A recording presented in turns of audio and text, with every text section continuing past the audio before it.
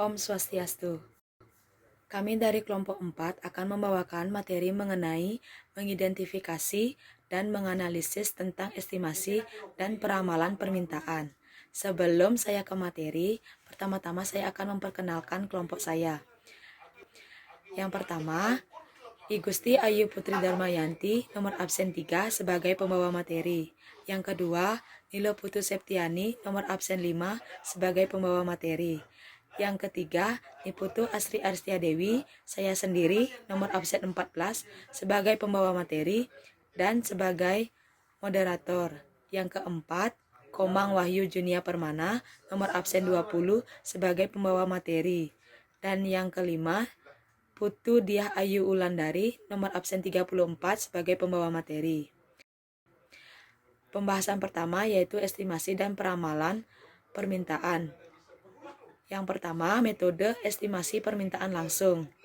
Estimasi permintaan merupakan kegiatan memperkirakan jumlah permintaan konsumen terhadap barang atau jasa di masa yang akan datang berdasarkan data atau keadaan masa lalu dan saat ini.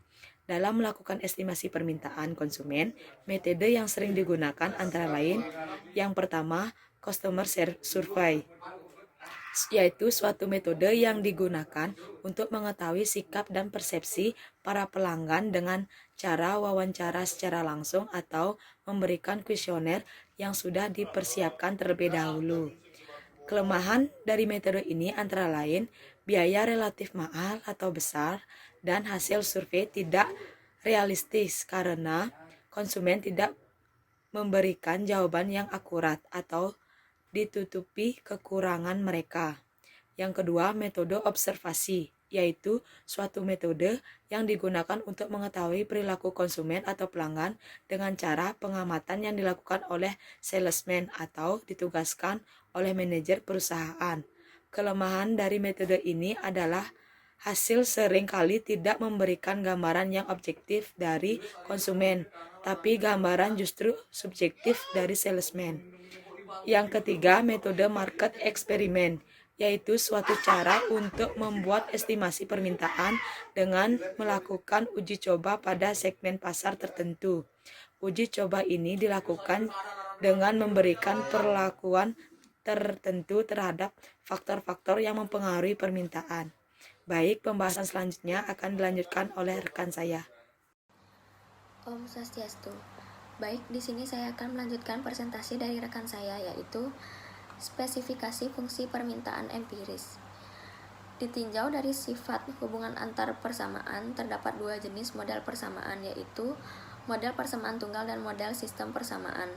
Model persamaan tunggal adalah spesifikasi model dari satu permasalahan dengan memandang satu sistem secara parsial.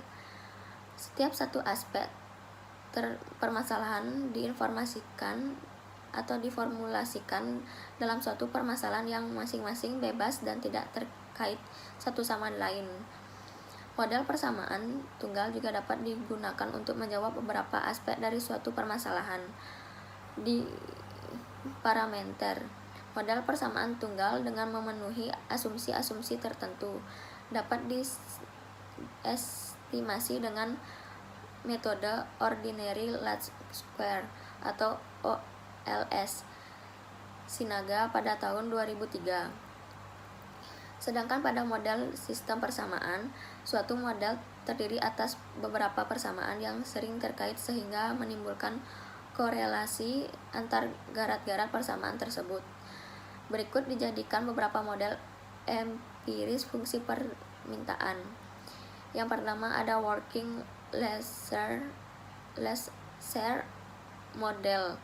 Salah satu model empiris dari fungsi persamaan yang berbentuk persamaan tunggal adalah working lesser.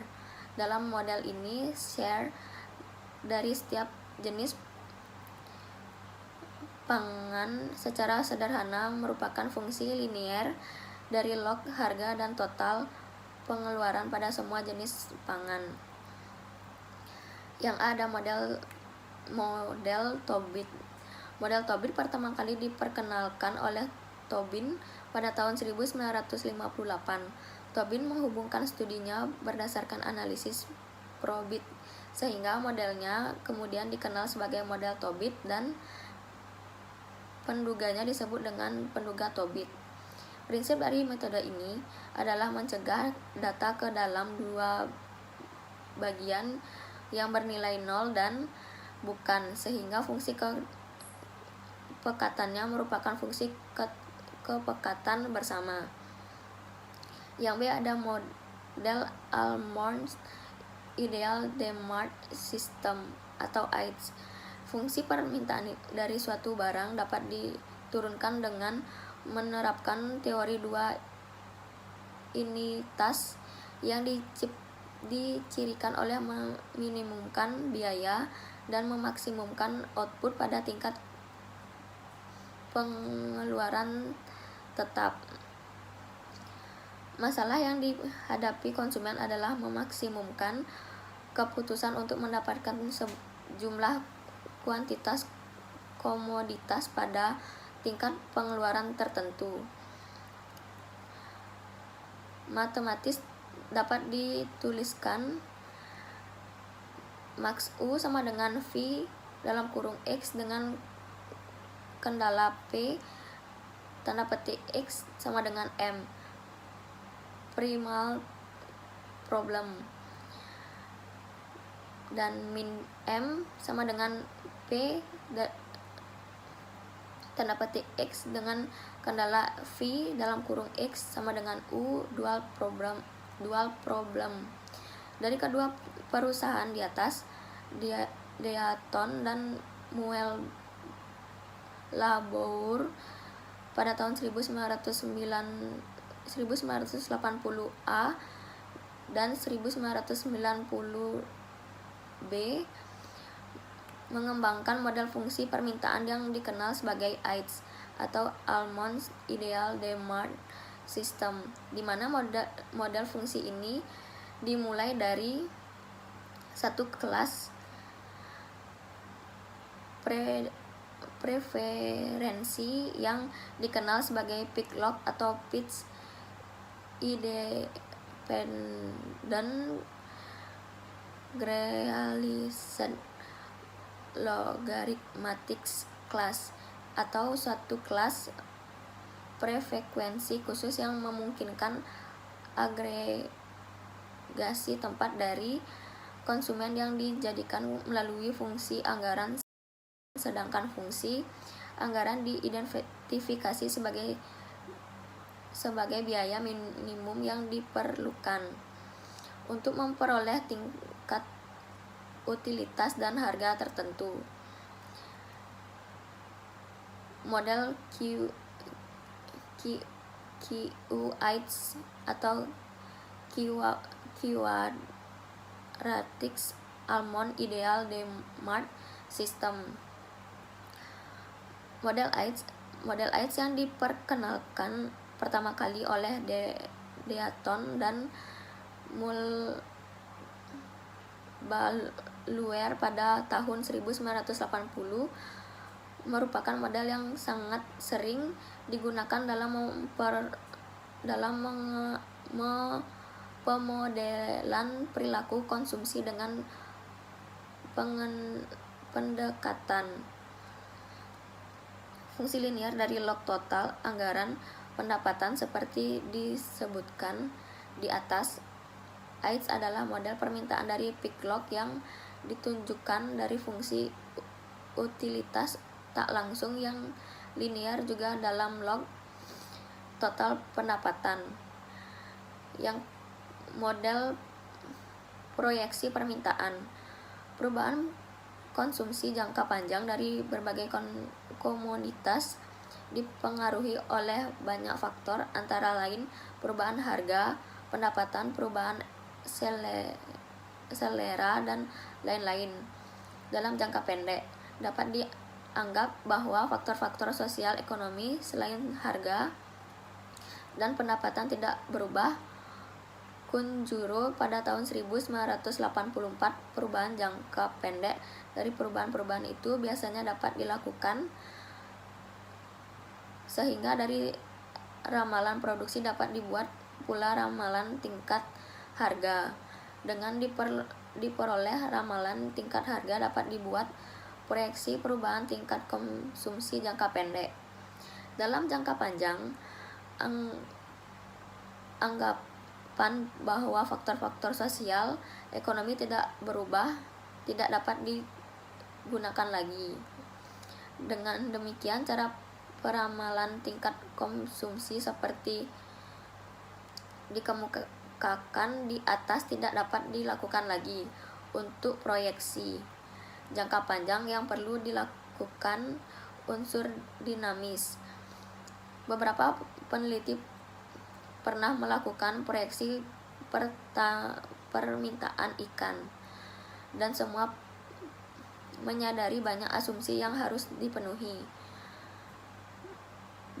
Delgado dan MC Kenna pada tahun 1997 melakukan peramalan pertumbuhan permintaan ikan Afrika, namun karena faktor-faktor yang berpengaruh terhadap permintaan seperti elastisitas pendapatan dan harga tidak tersedia, maka proyeksi dilakukan dengan cara regresi berdasarkan data konsumsi ikan di Vanuatu sejak tahun 1960 sampai dengan 1999, mengungkapkan bahwa dalam perhitungan permintaan ikan di masa yang akan datang, variabel pendataan dan harga merupakan determinan penting. Analisis proyeksi permintaan produk perikanan dilakukan untuk mengetahui sejumlah mana kemampuan untuk memenuhi kebutuhan produk perikanan dalam negeri. Diharapkan hasil analisis ini dapat digunakan sebagai bisnis informasi bagi pihak terkait untuk menentukan kebijakan yang diambil. Sekian presentasi dari saya, akan dilanjutkan oleh teman saya. Perkenalkan, nama saya Putu Diah Yulandari. Saya akan melanjutkan presentasi dari teman saya. Pendekatan penelitian pemasaran untuk estimasi permintaan. Analisis regresi sejauh ini merupakan metode yang sangat penting dan berguna untuk mengestimasi permintaan, pendekatan penelitian, dan dalam hal ini pemasaran juga sering digunakan. Ada 4 cara pendekatan pemasaran untuk estimasi permintaan, yaitu survei konsumen, penelitian observasi, klinik konsumen, dan eksperimen pasar. Survei konsumen. Survei konsumen merupakan survei yang ditunjukkan kepada konsumen yang berguna untuk menyurvei konsumen, yaitu bagaimana reaksi terhadap jumlah yang diminta jika ada perubahan harga. Survei ini dapat dilakukan dengan mencegah dan menanyakan orang-orang pada suatu pusat perbelanjaan atau dengan menyusun daftar pertanyaan atau kuesioner untuk dibagikan kepada sampel konsumen tertentu oleh para penanyanya. Penelitian observasi.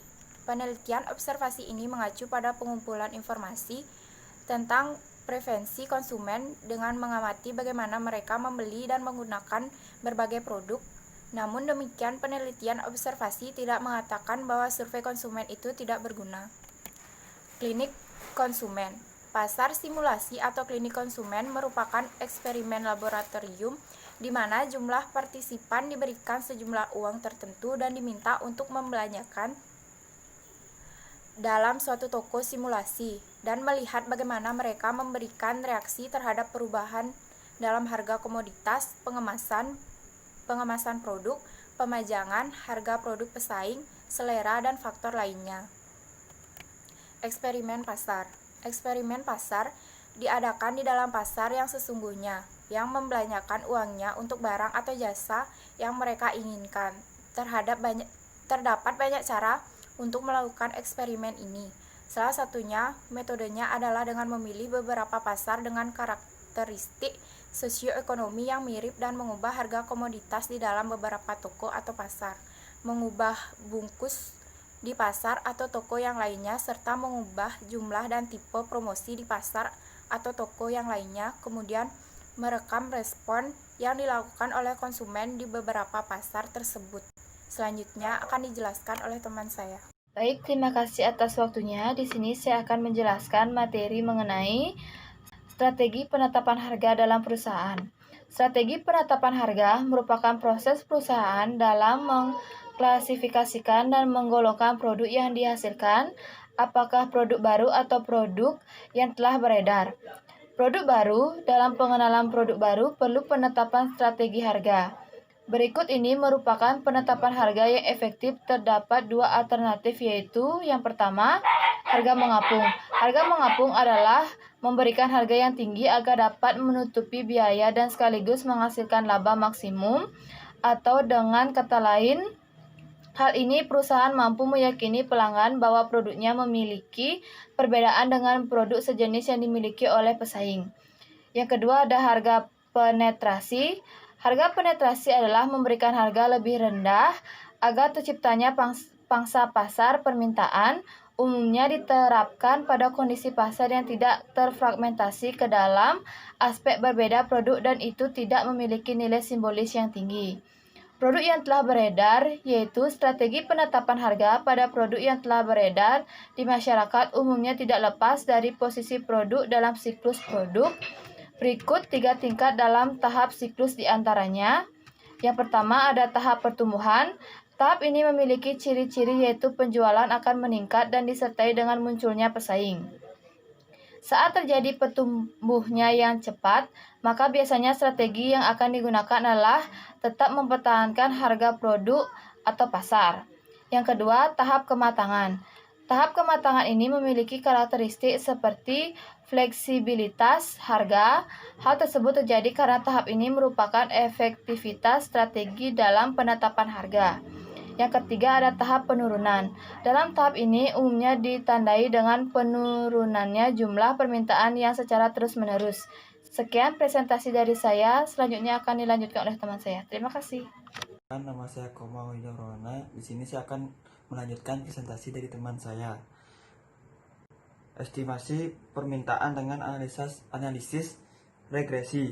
Meskipun survei konsumen, klinik konsumen, eksperimen pasar, dan pendekatan pemasaran yang lainnya untuk mengestimasi permintaan menjadi sangat berguna, tetapi metode yang paling digunakan untuk mengestimasi permintaan dalam ekonomi manajerial adalah analisis regresi. Metode ini biasanya lebih objektif, menyediakan informasi yang lengkap dan lebih murah. 1. Spesifikasi model. Langkah pertama dalam menggunakan analisis regresi untuk mengestimasikan permintaan adalah menspesifikasikan model yang akan diestimasikan. Yang kedua, mengumpulkan data dari variabel-variabel. Tahap kedua dalam analisis regresi adalah mengumpulkan data dari variabel-variabel dalam modelnya. Yang ketiga, menspesifikasikan bentuk persamaan permintaan.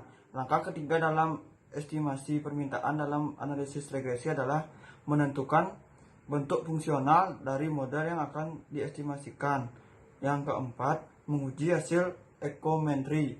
Langkah keempat merupakan salah satu langkah terakhir dalam estimasi permintaan dalam analisis regresi adalah mengevaluasi hasil regresi. Tanda dari suatu estimasi koefisien kemiringan yang ada harus dicek apakah sesuai dengan dasar teori yang ada. Baik, dari presentasi kami, apakah ada pertanyaan dari teman-teman? Baik, sekian presentasi dari kelompok kami. Jika ada salah kata, kami mohon maaf. Kami akhiri dengan Parama Santi. Om Santi Santi Santi Om.